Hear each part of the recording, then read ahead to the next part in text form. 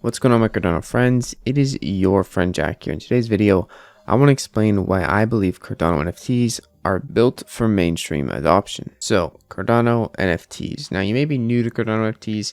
You may not own any Cardano NFTs, but there's a few things I want to look at today and just explain why I personally think, as just a kid in my mom's basement, why Cardano NFTs are more mainstream friendly for a couple reasons. And I also want to get out of the way that I don't think Cardano NFTs are quite as far along as many other blockchains like Ethereum, but they are catching up. And I think in no time, with more traffic and demand, things are going to heat up even more than they already are. So right now, we have some marketplaces. We have JPEG Store, we have CNFT to IL, we have about 10 other marketplaces that are trying to build as well. But we don't really have something as polished or as popular as OpenSea, as simple to use.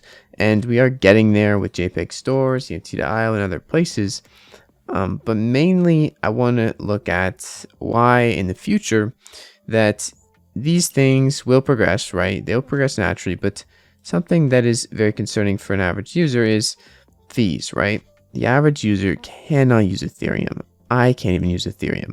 When the average transaction costs $50 to $300, it does not make sense to mint NFTs, one transaction, and then send them between wallets, another, costing anywhere from $200 to $600, right? For Cardano, everything or NFTs are not really, they don't work the same as Ethereum. They also are native assets. Every NFT is a native asset on the blockchain. The way it's coded into the blockchain is much more embedded into the blockchain, and it makes it also really easy to send NFTs between wallets. And first and foremost, Cardano's fees are minimal, pretty much nothing, right? 0.22 ADA, pretty on the high end. And NFTs, you do have to attach at least one ADA with, but it's not a fee. It's not a gas fee. It's not burning it. And, you know, this fee that they do take for the ADA, that's not burned either.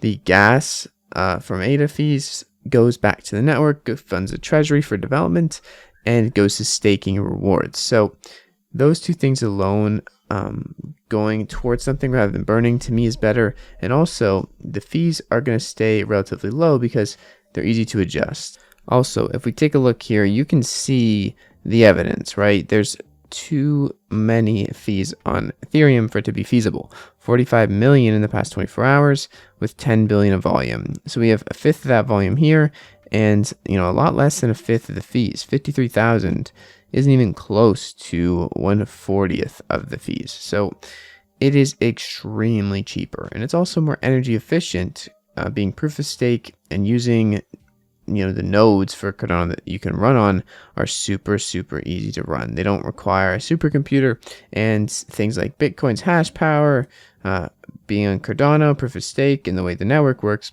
it's not going to be centralized in that sense either. So there's a lot of good things going for Cardano, and it makes me bullish on not just NFTs, but the whole space in general. I do believe that Cardano and NFTs will be more mainstream friendly because Cardano is built to last, it's built to scale, and it's built to be considerable for the everyday user. It's meant to bring baking to the unbanked. So if you can't do that, then it's going to be a really hard time to give the person who wants a nice, seamless experience when they're buying NFTs and also not crazy fees.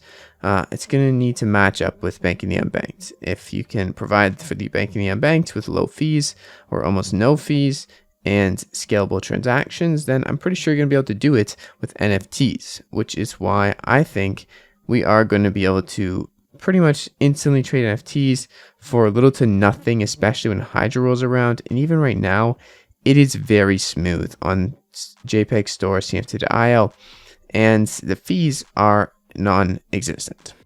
Right now, we have over 2.7 million native assets as tokens on Cardano. Most of these, pretty much all these, are NFTs. So there's a lot of NFTs already, and most people don't even know that other blockchains like Cardano exist and have NFTs.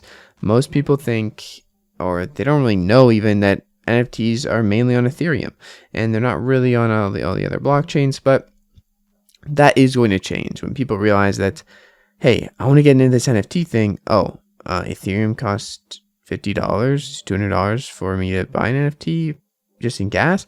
Never mind. What other alternatives can I go to? They're going to find Cardano. They're going to find Solana. They're going to find AVAX. They're going to find whatever else is cheaper. But I think in the long run, the blockchain that will last and will be here and will be able to, stick around and hold people's JPEGs in a safe space is going to be the most decentralized one. And that's why my choice is Cardano.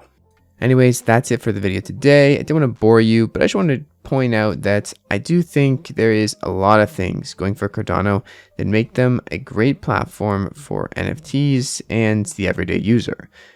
See you guys in the next video. It's been your friend Jack. Don't forget to hit the like button, the subscribe button, and stake with the Jack stake pool while you're at it. Peace out.